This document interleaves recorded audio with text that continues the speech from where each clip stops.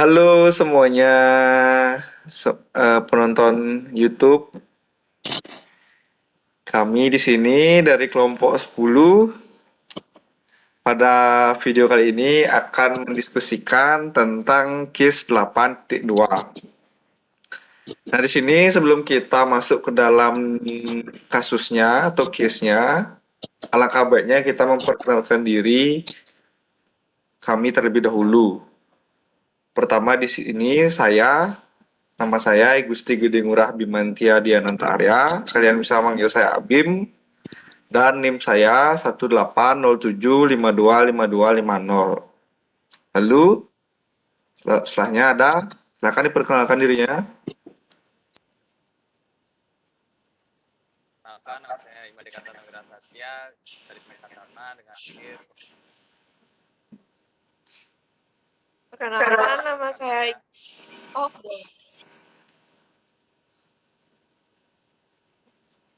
Perkenalkan nama saya Gusti Ayu Putu Cantika Udayani, bisa dipanggil Cantika. NIM akhir 1194. Oke, karena semua sudah memperkenalkan diri, sekarang kita akan mulai membahas kasusnya. Di sini yang akan kami bahas yaitu kasus 8.2 mengenai Fair City Mortgage. Baik, saya akan jelaskan dulu awalnya. Pada awalnya, kasus ini bekerja keras untuk menjadi Fair City Mortgage adalah perusahaan hipotek berukuran sedang yang memperkerjakan sekitar 25 orang. Di sini, Jenny Hernandez yang telah bekerja di perusahaan selama 10 tahun adalah manajer produksi yang mengawasi operasionalnya selama berhari-hari. Pelapor ke Jenny adalah pemberi pinjaman atau staf penjualan, lalu ada petugas penutupan, lalu ada penjamin emisi hipotek, lalu ada personel pemrosesan dan pengiriman. Jenny bangga dengan perusahaan dan merasa seolah-olah dia telah berkontribusi besar pada pertumbuhan ekspansi yang stabil. Iklim di City Mortgage sangat positif berkat beliau. Orang suka masuk kerja karena lingkungan kantornya yang nyaman. Dan mereka saling menghormati di perusahaan dan menunjukkan toleransi kepada mereka yang berbeda dari diri mereka sendiri. Sementara di banyak perusahaan hipotek, sudah biasa timbul kebencian di antara orang-orang yang memperoleh pendapatan berbeda. Tidak demikian halnya di City Mortgage. Kepemimpinan Jenny telah berperan dalam membentuk kesuksesan City Mortgage. Filosofinya menekankan mendengarkan karyawan dan kemudian menentukan bagaimana setiap karyawan dapat memberikan kontribusi terbaik bagi misi perusahaan tersebut. Lalu selanjutnya akan dijelaskan oleh teman saya, rekan saya Katana. Silakan Katana. Baik, di sini saya akan melanjutkan tentang tahun 8. Saudara Katana mungkin mic-nya bisa dikerasin karena tidak terlalu terdengar. Tes. Siap. Jadi yang selanjutnya itu dia berusaha membantu setiap orang untuk mengeksplorasi bakat sendiri dan menantang setiap orang untuk hal-hal baru. Pada pesta liburan tahunan, Jenny merancang acara menarik yang melambangkan gaya kepemimpinannya. Dia membeli sepotong besar kaca baru dan memberinya 25 bagian dan membagikannya satu bagian kepada setiap. Kemudian dia meminta setiap karyawan maju dengan potongan kaca tersebut dan secara singkat apa yang dia suka tentang City Mortgage dan bagaimana caranya dia telah berkontribusi ke perusahaan pada tahun lalu. Setelah pernyataan itu dibuat, pecahan kaca tersebut kaca jendela yang digantungkan. Gelas adalah setiap fungsi keunikannya untuk tujuan untuk tujuan perusahaan. Kan, ciri khas lain dari Denny adalah dia tidak ingin pesan pada dan berusaha keras jika hal itu terjadi. Misalnya dia mencari sanksi sosial tersebut, persepsi favorit atau memilih-milih. Sekian dari saya akan dilanjutkan oleh rekan saya.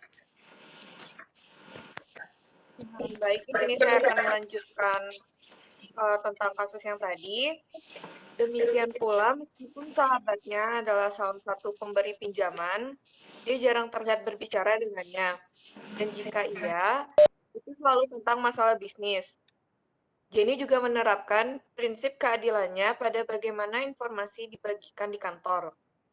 Dia tidak ingin siapapun merasa seolah-olah dia keluar dari lingkaran tersebut. Jadi dia berusaha sangat keras untuk memberitahu karyawannya tentang semua hal yang dapat mempengaruhi mereka. Banyak dari ini dia lakukan melalui kebijakan kantor pintu terbuka. Jenny tidak memiliki kelompok karyawan khusus yang dengannya dia mengungkapkan kekhawatirannya. Sebaliknya, dia berbagi secara terbuka dengan mereka masing-masing. Jenny sangat berkomitmen untuk perjalanannya di City Mortgage. Dia bekerja berjam-jam dan membawa pagar di akhir pekan. Pada titik ini, di dalam karirnya, satu-satunya kekhawatirannya adalah dia bisa kelelahan. Sekian kasus yang akan kami bahas. Saya kembalikan ke Abim. Oke, itu merupakan penjelasan singkat mengenai kasus yang kita bawakan hari ini. Nah, pada kasus tersebut ada 3 pertanyaan yang ada pada dalam kasus tersebut. Nah, di sini kita akan mencoba membahas semua pertanyaan tersebut, lalu berdiskusi bagaimana pendapat kita mengenai kasus yang sedang kita bahas saat ini. Baik, kasus yang pertama akan coba saya bacakan terlebih dahulu, yaitu pertanyaan yang pertama adalah berdasarkan model LMX, bagaimana Anda menggambarkan kepemimpinan Jenny tersebut? Nah, kebetulan kita sudah membahas mengenai model LMX pada kuliah kepemimpinan ini. Jadi, kalau menurut saya sih ya, kalau dari bagaimana saya menggambarkan kepemimpinan Jenny itu, di sini teori LMX memberitahu kita untuk menyadari bagaimana kita berhubungan dengan bawahan kita. Ini memberitahu kita untuk peka terhadap apakah beberapa bawahan menerima perhatian khusus dan beberapa tidak. Nah, selain itu, ini memberitahu kita untuk bersikap adil kepada semua karyawan dan memungkinkan masing-masing dari mereka untuk terlibat dalam pekerjaan unit seperti yang mereka inginkan. Teori LMX memberitahu kita untuk menghormati dan membangun hubungan saling percaya dengan semua bawahan kita, menyadari bahwa setiap karyawan itu unik dan ingin berhubungan dengan kita dengan cara yang khusus.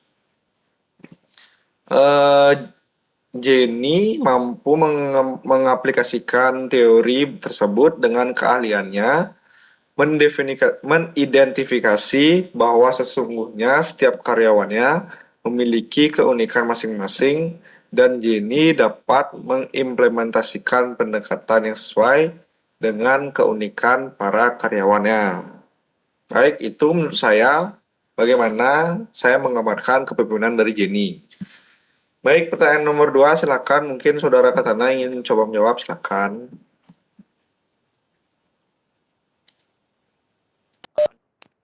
Baik, di sini saya akan mencoba Anda bagaimana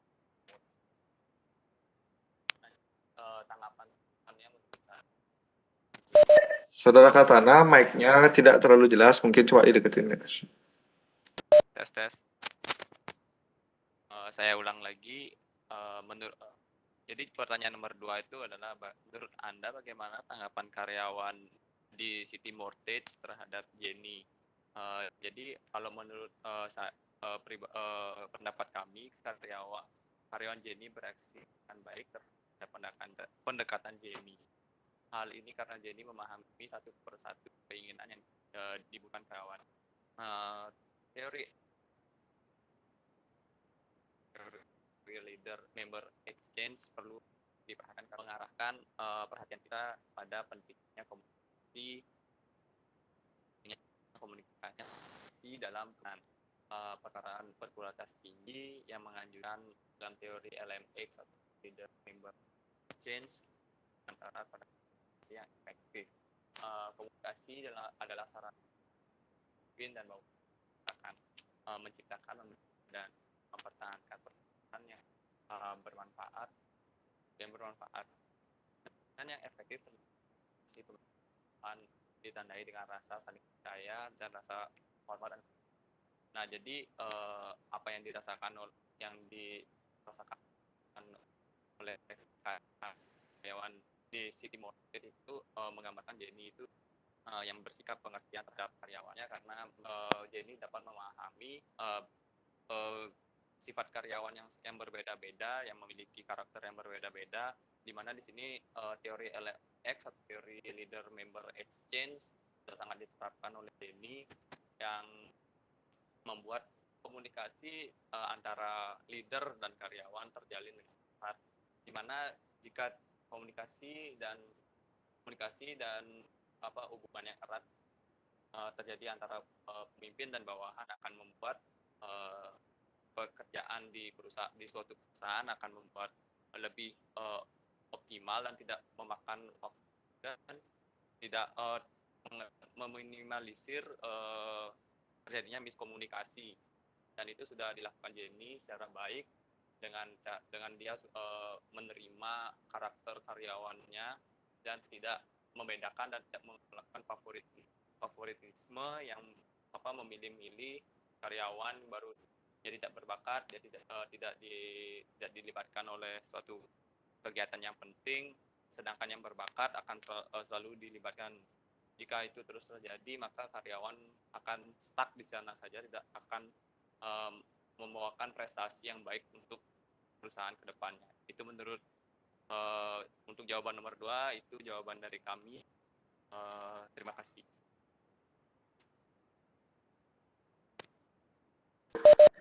Baik, Untuk jawaban nomor 3 mungkin soal nomor 3, silakan Saudari Cantika untuk menjawab, silakan. Di sini saya akan mencoba menjawab pertanyaan nomor 3. Di sini pertanyaannya itu, jika Anda diminta untuk mengikuti jejak Jenny, menurut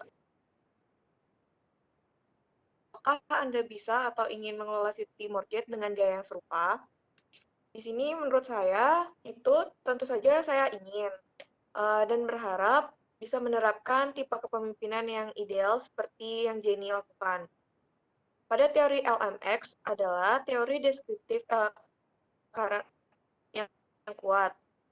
Secara intuitif, masuk akal untuk mendeskripsikan unit kerja dalam hal mereka yang berkontribusi lebih banyak dan mereka yang berkontribusi lebih sedikit atau minimal untuk organisasi tersebut. Siapapun yang pernah bekerja di suatu organisasi tersebut pasti pernah merasakan kehadiran in-group maupun out-group di organisasi tersebut. Terlepas dari potensi kerugian adanya out-group, kita semua tahu bahwa pemimpin memiliki hubungan khusus dengan orang-orang tertentu yang berbuat lebih banyak dan tentu saja berhak mendapatkan yang lebih banyak pula. Memang kedengarannya tidak adil, tetapi ini adalah kenyataan dan sering terjadi pada sebuah organisasi. Dan teori LMX ini telah menggambarkan situasi ini secara lebih akurat. Teori LMX memvalidasi pengalaman-pengalaman organisasional tentang bagaimana cara seseorang dalam berorganisasi ataupun berhubungan satu sama lainnya, dan dengan pemimpinnya. Beberapa berkontribusi lebih banyak, dan menerima lebih banyak. Yang lain berkontribusi lebih sedikit dan mendapatkan yang lebih sedikit pula. Selain itu, pada teori LMX ini sangat unik karena merupakan satu-satunya pendekatan kepemimpinan yang menjadikan konsep hubungan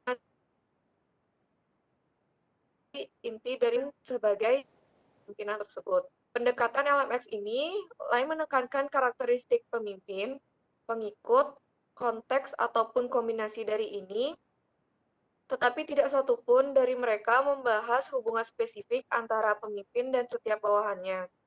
Pada teori LMX ini menggarisbawahi bahwa kepemimpinan yang efektif terus berlanjut pada pertukaran pemimpin dan anggota yang efektif. Sekian jawaban dari saya kembalikan ke Abi. Terima kasih. Baik, karena ketiga pertanyaan sudah coba kami jawab. Itu kan versi dari kita. Kalau mungkin ada kalian para penonton yang mungkin tidak puas dengan jawaban, bisa coba memberikan jawaban di kolom komentar untuk menambahkan. Ya gitu ya sih. Mungkin karena pertanyaannya sudah kami jawab, sekarang kita akan lebih banyak berdiskusi bertiga mengenai kasus ini lebih lanjutnya. Maka dari itu silakan mungkin saudara Kasana dan saudari Cantika bisa di on mic-nya karena kita akan membahas mengenai kasus ini. Em, ini kan kayaknya ini menurut kalian ini kira-kira case-nya ini fiktif atau sering terjadi di dunia nyata? Kalau menurut kalian ini bagaimana? Apakah ini tuh sebenarnya cuma fiksi atau kasus ini sering terjadi di dunia nyata? Bagaimana menurut kalian sebenarnya? Menurut Eh, aku sendiri itu mungkin sering Satu-satu deh terjadi. ngomong, satu-satu ngomong. Atika dulu, Atika. Menurut aku ini tuh sering terjadi di kehidupan nyata kita karena Kenapa? Kenapa? katanya kan dulu. Kenapa, Chan? Kayak harus bisa dong. Kok sorry, maaf dengan bahasa saya. Kita kalau memberikan jawaban kan harus bisa apa namanya itu menguatkan jawaban kita. Misalnya kayak tadi bilang Cantika tuh sangat bisa terrealisasikan di nyata. Kenapa bisa? Itu kan harus ada pembuktiannya. Kenapa mungkin saja Cantika menganggap ini nih bisa terjadi dalam dunia nyata. Kalau Cantika menganggap kasus ini nih sering terjadi di dunia nyata. Kenapa? Aduh. Aku duluan kok gitu ya. Ya, mungkin kasih dia berpikir dulu. Silakan, Saudara Katana. Menurut saya pribadi sih, kalau saya tidak case ini mungkin di beberapa perusahaan di Indonesia ada yang serupa, tapi yang Bentar-bentar. kalau Tolong Saudara Cantika, HP-nya ditaruh dulu ya, karena ini kita lagi berdiskusi. Ya, tolong didengarkan Saudara Katana untuk didengarkan. Ya, silakan Katana dilanjutkan. jadi menurut saya tuh case yang kita bahas tadi itu kemungkinan besar bisa terjadi, tapi di dunia nyata yang kita lihat kenyataannya sangat sedikit perusahaan yang dapat yang memiliki pemimpin seperti Jenny tersebut. Hmm. Karena kenapa? Ini karena para pemimpin kalau ingin menjadi pemimpin seperti Jenny harus memiliki mental yang baik tanpa di luar tekanan orang dari outgroup. Karena kalau semisalnya kan banyak nih di Bali ya bilang sana siapa kerja di perusahaan, ada saudara kerja di perusahaan. Nah itu tuh padahal dia merekrut saudaranya sendiri untuk di sana, tapi dia nih tahu kan saudaranya tidak memiliki potensi dalam bidangnya tersebut. Nah di sana kita juga bisa melihat di mana adanya pengaruh outgroup yang mempengaruhi pimpinan di suatu pemimpin seperti itu. Jadi emang sebagian kecil mungkin ada yang bisa seperti ini, tapi kalau untuk sebagian besar yang realitas yang masih saya lihat sampai saat ini sih lebih banyak hampir tidak pernah melihat sih. Mungkin ada tapi saya tidak pernah melihat. Seperti itu jawaban saya. Terima kasih. Oke, itu sangat matang sekali jawaban dari saudara Katana ini ya. Emang ini contoh kalau mahasiswa belajar serius nih seperti saudara Katana ini, dia nih bisa mengerti dan memahami bagaimana isi dari kasus ini. Eh, itu. Kalau dari saya sih ini emang kalau dari kita melihat dari kasus contoh ini sih kalau diterapkan pada tidak di Bali mungkin ini ada beberapa orang seperti ini dengan etos kerja yang seperti ini. Tapi kalau kita melihat dari lingkungan sekitar kita, memang sih kalau di Bali itu lebih banyak kasus-kasus saudaranya sendirilah diangkat, kalau nggak kenal nggak bakal bisa diangkat lah jabatannya, atau ya seperti itulah banyak kasusnya di sini emang. Karena itu kalau pada kasus ini Jimmy bisa membuat kesuksesan karena filosofinya menekankan dan mendengarkan karyawan, ya masuk akal karena beliau fiksi tersebut ini bisa membawa karyawannya itu memberikan kontribusi terbaik bagi misi perusahaannya. Kalau Saudari Cantika, bagaimana mungkin dari pendapat Cantika mengenai kasus ini? Coba kasih komentarnya sedikit di. Tadi sebenarnya Abim sama Katana itu kan poinnya itu sama. Ya, oke. Jadi Jenny ini tuh nggak nggak ada, kita tuh di Bali tuh banyak yang lebih milih kayak saudara, kalau baru saudara dinaikin jabatannya segala macam, sedangkan di sini tuh Jenny tuh nggak memilih dia tuh siapa, dan dia tuh nggak ada kayak oh ini karyawan yang menurut dia tuh favorit segala macam, tuh dia lebih menganggap semuanya tuh sama rata gitu loh. Jadi dia tuh nggak ada lebih mihak ke karyawan yang A, karyawan B. Terus, Bos. Ini kita kasih contoh lagi. Kita kan Silakan, silakan. Kita kan masih mahasiswa ini.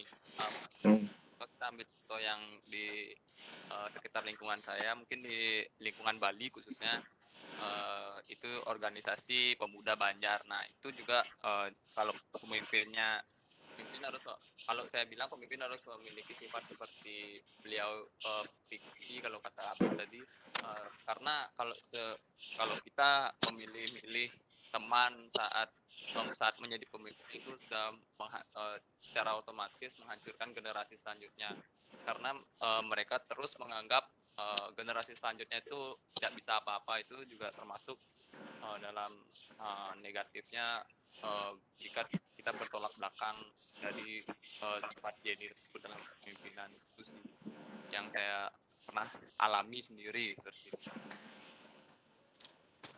Oke, tapi ini saya coba memberikan contoh kasus nyata yang mirip dengan LMX sudah ini. Bagaimana pendapat kalian mengenai Bapak dosen Dekan Fakultas Ekonomi Bisnis yang sekarang, yaitu Pak Agus Ganesha Rayuda, yang merupakan anak dari seorang profesor yang sudah bekerja sebagai dosen selama bertahun-tahun di Fakultas Ekonomi dan Bisnis Universitas Dayanam. Saya ingin tahu pendapat kalian, apakah Pak Agus ini dapat menjadi di posisi yang sekarang apabila tidak mendapatkan atau tidak direkomendasikan oleh kedua orang tuanya tersebut. Apakah Pak Agus emang berkompeten jadi dekan, atau jangan-jangan Pak Agus ini dapat banyak bantuan dari Pak Rayuda? Bagaimana, silakan menurut kalian dari segi pandangan kalian? Candika dulu lah. Silakan.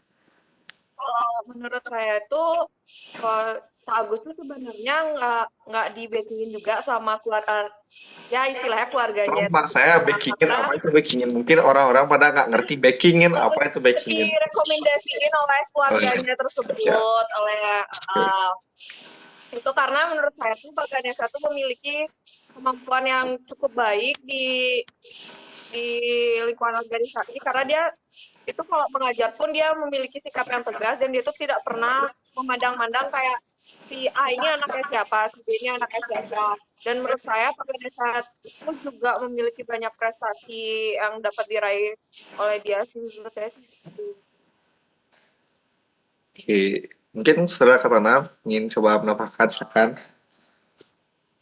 Kalau menurut saya pernah diajar oleh Pak Ganesha dari semester 1. Di sana saya bisa menarik kesimpulan bahwa sebenarnya Pak Ganesha memiliki potensi untuk menjadi pemimpin karena dari caranya dia mengajar kita secara tidak langsung mengikuti apa yang dia katakan. Walaupun kita sebenarnya malas, tapi kita berusaha untuk mengikuti kemauan dia tanpa disadari. Itu adalah salah satu sifat kepemimpinan di mana kita bisa dipengaruhi cara berpikir Pak Ganesha. Nah, dari sana saya sudah dapat menangkap bahwa Pak Ganesha ini dapat menjadi pemimpin yang baik untuk Fakultas Ekonomi dan Bisnis tanpa harus ada dukungan dari pihak keluarga ataupun pihak luar lainnya.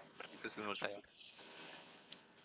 Oke, berarti jadi kita bertiga sepakat bahwa Pak Agus ini emang layak menjadi dekan walaupun tanpa dukungan dari orang tuanya. Seperti itu ya. Oke. Ya sih, kalau dari saya sendiri sih juga berpikiran sama seperti kalian karena beliau di samping itu mau namanya dirubah kayak mau yang bagaimana itu tidak membuat beliau berubah bagaimana karismanya sebagai seorang dosen, seorang dekan pada saat mengajar maupun saat memimpin fakultas kita. Keren, keren, keren. Em, Baik, karena sudah 27 menit ini, kayaknya kita akhiri karena kasusnya juga sudah kita bahas, pertanyaannya sudah kita bahas, dan sepertinya sudah jelas penjelasan dari kita. Saya akhiri video ini. Mohon maaf apabila kita ada berkata-kata yang kurang enak bagi kalian. Mohon maaf, semoga materi yang kita bawakan ini dapat bermanfaat bagi kalian para pendengar yang setia selama 27 menit ini mendengarkan kita yang ngalor ngidul ini. Oke, sekian dari kami kelompok 10. Sampai ketemu di video-video selanjutnya. Dadah.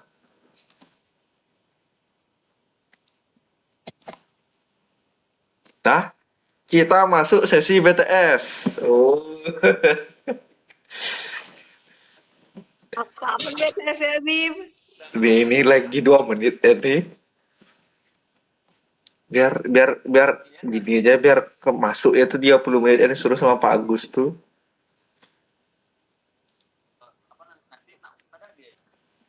Mic-nya kat, mic-nya. Tes nanti kayaknya nggak usah diedit, Bim. Kayaknya nanti pisahin ya linknya. Ini link BTS di sini, link presentasi di sini gitu ya, biar nggak ribet lagi. Emang tolong bahasa kalian karena ini tidak di-cut sama juga BTS. Ini tuh bakal aku langsung upload di YouTube tanpa tak edit langsung 30 menit nih. Oke. Ya, 30 menit gabung sama presentasi yang tadi atau gimana? ya. Tolong jaga suara kalian karena ini masih dalam video YouTube ya.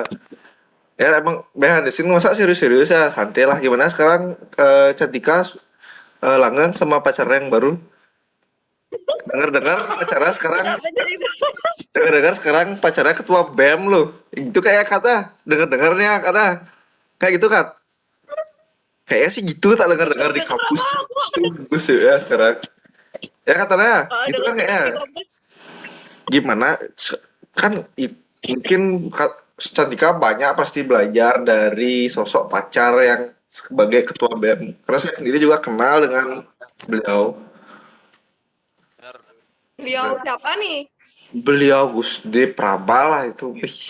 Keren. Bayangin kan mantannya Cantika ketua BPM. Pacarnya sekarang ketua BEM.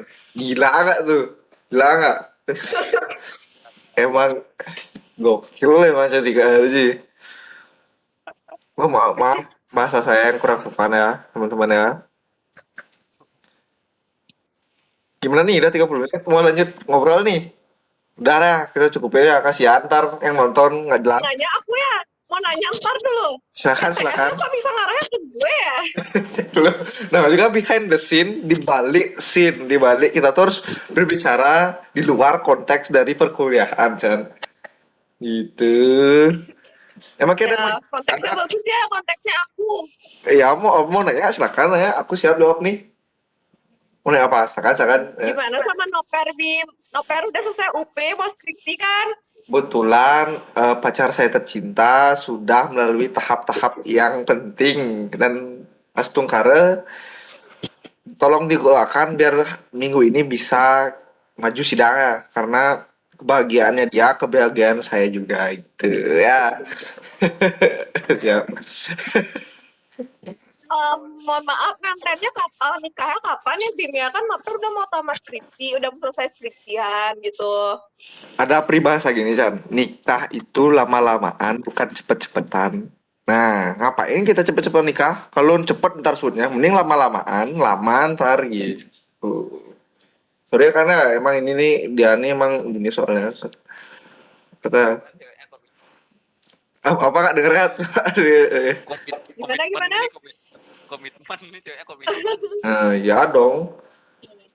Ya, ya. Bisa. Ya, Nah, intinya, ingat aja ngundang saya ya. jelas, jelas. Jelas, ntar kalau bisa satu FVB saya undang ntar. Gitu. Ya, sip. Hmm, Tolong direstukan saya. Dah, ada lagi? Ada lagi yang pengen tanya masalah pribadi belum nih? ada. Aman. Udah, sip ya. Masih aman sih. Oke, dadah. Ntar pas UAS, serius jawabnya, jangan nyontek. Biar Kak dimarah sama Pak Agus, soalnya Pak Agus galak. Siap? Nanti nggak lulus. Oke. Ya, dadah.